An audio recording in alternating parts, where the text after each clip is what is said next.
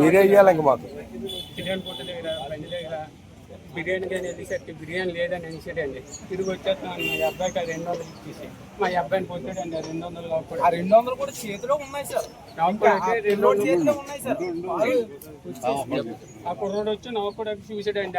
మా ఊడి జోబులో డబ్బులు ఎందుకు తీసుకుంటున్నాను అని చెప్పి మా అబ్బాయిని కొట్టాడండి. మా అబ్బాయిని ఎందుకు కొడతాం అనుకుని ఇలా పే కొట్టుకుని ఇలా గెంటేసరికి వెనకాల వచ్చి పెద్ద చదివికారు బాధొప్పుని కొట్టేసాడండి. కొట్టేసరికి పొలవమని రక్తం వచ్చేస్తున్నాడు. ఈ లోపల మా అబ్బాయి ఇంటికి వెళ్ళి పెదనాన్న నాన్న చనిపోతుందా చచ్చిపోండా అని అనేసరికి బాల్ ఎట్టేసరికి ఆ ఎదురుగా ఎవరో ఫోన్ చేశారంటే పరిగెత్తి వచ్చేసారండి.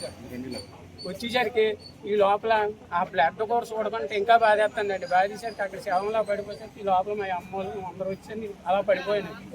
నాకు ఏమి లేదండి. ఈ లోపల తర్వాత ఏం జరిగిందో వీడియో ఈ సెల్లో చూసారా? అవి మా అన్ని ఇంక చూసారండి. ఇంక నాకు మొత్తం ఎక్కువ ఉందండి. మళ్ళీ నువ్వు హాస్పిటల్ నుంచి ఎప్పుడు వదిలేసారు? నేను పొద్దున్న వెళ్ళిపోమంటారండి. మరి రాత్రి 1 గంటకి వెళ్ళిపోమంటారండి. మా ఆవిడ గారు చెప్తాను. మరి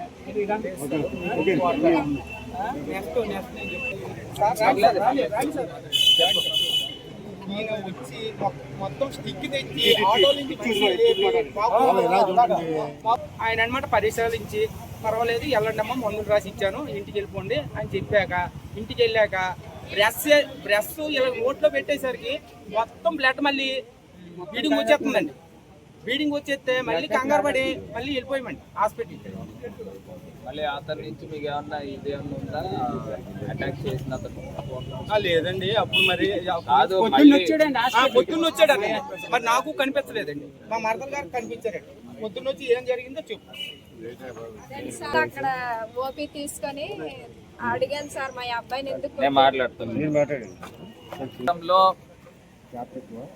ఏ రకంగా అయితే క్రైమ్ రేట్ పెరుగుతూ ఉందో, గతంలో ఆనం కళాకేంద్రం బయట ఉన్న యాచకుల పైన ఏ రకంగా బ్లేడ్ బ్యాచ్ దాడి చేశారో మరువక ముందే 4 రోజుల క్రితము రామకృష్ణ థియేటర్ రాజమహేంద్రవరం సిటీలో ఒక వ్యక్తి మరి గంజాయి మత్తులో ఉన్నాడో ఏ మత్తులో ఉన్నాడో చిన్న పిల్లోడి దగ్గర 200 రూపాయలు లాక్కుని అతన్ని ఇవ్వకపోతే ఆ చిన్న కుర్రోడు 2వ తరగతి చదువుతున్నాడో 3వ తరగతి 4వ తరగతి చదువుతున్న బాబుని కొడితే తండ్రి అడ్డుకున్న దానికి పెద్ద సర్వేకర్ తీసుకొచ్చి తలపైన గాయం చేసిన సందర్భం.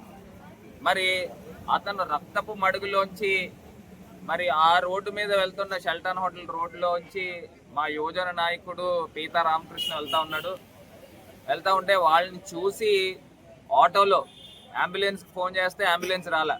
దగ్గర ఒక 20 నిమిషాలు అరగంట కాల వ్యవధిలో కూడా రాలా. ఆటోలో తీసుకుని వెళ్ళి గవర్నమెంట్ హాస్పిటల్ తీసుకెళ్తే అక్కడ స్ట్రెచ్చర్ కూడా లేదు.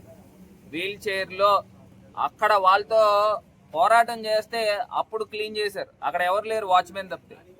అంటే రాత్రి 11ంటికి ఒక హాస్పిటల్లో ఆన్ డ్యూటీ డాక్టర్ ఉంటారండి. మళ్ళీ రాత్రి 1 గంటకి వెళ్ళిపోమని చెప్తున్నారండి క్లీన్ చేసి. నేను అడుగుతా ఉన్నా, ఇప్పుడు తలపైన గాయం జరిగినప్పుడు మీరు ప్రధానంగా చేయాల్సిన అంశం ఏంటంటే ఎంఆర్ఐ స్కానింగ్కి మీరు రికమెండ్ చేయాలి. ఎందుకు చేయలేదు? మీ దగ్గర ఎంఆర్ఐ స్కానింగ్ లేదా? లేకపోతే బయట హాస్పిటల్ ప్రైవేట్ హాస్పిటల్కైనా పంపించే బాధ్యత మీకు లేదా? మరి ఇవాళ ఒకటి మంచి విషయం ఏంటంటే పోలీసులు ఇమీడియట్గా రియాక్ట్ అయ్యి సోషల్ మీడియాలో రావడం వలన ఎవరైతే ఆ అక్యూజ్డ్ ఉన్నారో అతన్ని అరెస్ట్ చేసి రిమాండ్కి పంపించడం జరిగింది. వీళ్ళు చెప్పే అంశం ఏంటంటే మాకు భవిష్యత్తులో మళ్ళీ అతని దగ్గర నుంచి మాకు రక్షణ కావాలి, మళ్ళీ బెయిల్ మీద బయటకు వచ్చిన తర్వాత మా పైన కక్ష పెట్టుకుంటాడనే అంశాన్ని వీళ్ళు లేవనెత్తడం జరిగింది. నేను ఇవాళ ఒక్కటే అంశం చెప్తా ఉన్నా, మీ రక్షణ మా బాధ్యత అని రాజమండ్రిలో ఈవీఎం ఎమ్మెల్యే ఎన్నో కారుకూతలు కూశారు. నేను అడుగుతా ఉన్నా, ఏది మీ బాధ్యత, ఏది రక్షణ ఎక్కడ? ఇవాళ నడి రోడ్డు పైన రామకృష్ణ థియేటర్లో నడి రోడ్డు పైన తలపైన రక్తపు మడుగులో పడి ఉంటే అరగంట సేపు ఎవరు రాలా? మీ అంబులెన్సులు రాలే, 108లు కానీ ఏం రాలే. అక్కడ గవర్నమెంట్ హాస్పిటల్లో పట్టించుకున్న నాదుడు లేడు. ఇంకేం మాట్లాడుతున్నారు? 10 రోజులకు ఒకసారి గవర్నమెంట్ హాస్పిటల్కి వెళ్ళి రకరకాల పర్యవేక్షణలు చేస్తూ ఉన్నారు. ఏం చేస్తూ ఉన్నారు? ఇది ఒక చిన్న ఉదాహరణ వెలుగులోకి వచ్చింది. నేను సోషల్ మీడియాలో పెట్టడం వలన ఇది వెలుగులోకి వచ్చింది. లేకపోతే దీన్ని కూడా గాలికి వదిలేదు. మళ్ళీ వీళ్ళు పైపెచ్చి అంటారు అది అర్బన్లో లేదు, రూరల్ అంటారు. నేను అడుగుతున్నా, రామకృష్ణ థియేటర్ ఎదురుగుండా ఆ రోడ్డు ఇటుపక్క అర్బన్, అటుపక్క రూరల్. నీకు బాధ్యత లేదా? ఇదే మోరంపూడి సెంటర్ కూడా అటుపక్క అర్బన్, ఇటుపక్క రూరల్. నువ్వు రూరల్లో నువ్వు ఫ్లెక్సీలు వేయించుకోవట్లేదా? మోరంపూడి ఫ్లైఓవర్ రూరల్లో ఉంది ఒక రకంగా చెప్పాలనంటే. మరి నువ్వు మోరంపూడి ఫ్లైఓవర్కి చేర్చి పెద్ద పెద్ద కట్అవుట్లు వేయించుకోవట్లేదా? అది రూరల్ అంట. రామకృష్ణ థియేటర్ రూరల్ అంట. ఏం మాట్లాడుతూ ఉన్నావు? నీ మనుషులు కూడా వచ్చి ఇక్కడ కంప్లైంట్ ఇస్తా ఉన్నారు. ఒక వ్యక్తి గాయపడ్డాడు, ఇంకో వ్యక్తి గాయపరిచాడు. మరి గాయపరిచిన వ్యక్తి గతంలో కేసులు ఉన్నాయి, మొన్న సెంట్రల్ జైలు నుంచి బయటకు వచ్చాడంట. ఈ రకమైన అలవాటు ఉందంట, డబ్బులు అడగడం, డబ్బులు లాక్కుని వెళ్ళడం. మరి ఇలాంటి వాళ్ళని 307 కేసులు ఉన్న వాళ్ళని, ఇలా డబ్బులు లాక్కుని వెళ్ళి గంజాయి మత్తులో ఉన్న వాళ్ళని బ్లేడ్ బ్యాచ్ అనకపోతే ఏమంటారు బాబు? మళ్ళీ నా పైన కేసులు కట్టమని ఇదే పోలీస్ స్టేషన్ చెప్తా ఉంటారు.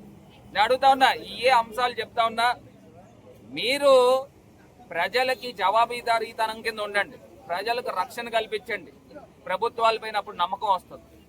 నువ్వు శాసనసభ్యుడి కింద ఉన్నావు, ఎందుకు ఉన్నావు కూడా ఎవరికి తెలియదు. మొన్నే మోరంపూడి ఫ్లైఓవర్ గురించి మాట్లాడుతూ ఉన్నారు మీరు, మీ కూటమి పెద్దలందరూ కూడా. 5 ప్రజాప్రతినిధులు ఉన్నారు. ఎందుకున్నారు 5? కనీసం సర్వీస్ రోడ్లు వేయించలేరు, దానిపైన వీధి దీపాలు వేయించలేరు. లారీలు వెళ్తా ఉన్నాయి రోడ్ల పైన, మెయిన్ రోడ్ల పైన మద్యం షాపులు పెడతా ఉన్నారు. ఎవరు పడితే వాళ్ళు ఇష్టం వచ్చినట్టు 24 గంటలు అమ్ముతా ఉన్నారు. తాగి వీధి దీపాలు లేవండి మోరంపూడి ఫ్లైఓవర్ మీద. ఏ లారీయో వచ్చి నేరుగా కింద పడిపోయింది అనుకోండి బిజీ జంక్షన్ లో, ఏమవుతుందండి? అంత పెద్ద యాక్సిడెంట్ అవుతుందండి. ఆ మాత్రం తెలీదా? సంవత్సరంన్నర కాలంలో కనీసము స్ట్రీట్ లైట్ వేయాల్సిన ఇంగిత జ్ఞానం ఈ 5 ప్రజాప్రతినిధులకి లేదా? కేంద్రంలో వాళ్ళే, రాష్ట్రంలో వాళ్ళే. మళ్ళీ 5 కూటమికి సంబంధించిన ప్రజాప్రతినిధులు, 2 ఎమ్మెల్యేలు, 1 ఎమ్మెల్సీ, 1 మంత్రి, 1 పార్లమెంట్ సభ్యులు, ఇంతమంది ఉండి కనీసము మినిమం కామన్ సెన్స్ లేదండి. మళ్ళీ దాని క్రెడిట్ తీసుకుంటున్నారు, అది మా వల్లే అయింది, మా వల్లే అయింది. తీసుకోండి, ఎవడొద్దన్నాడు?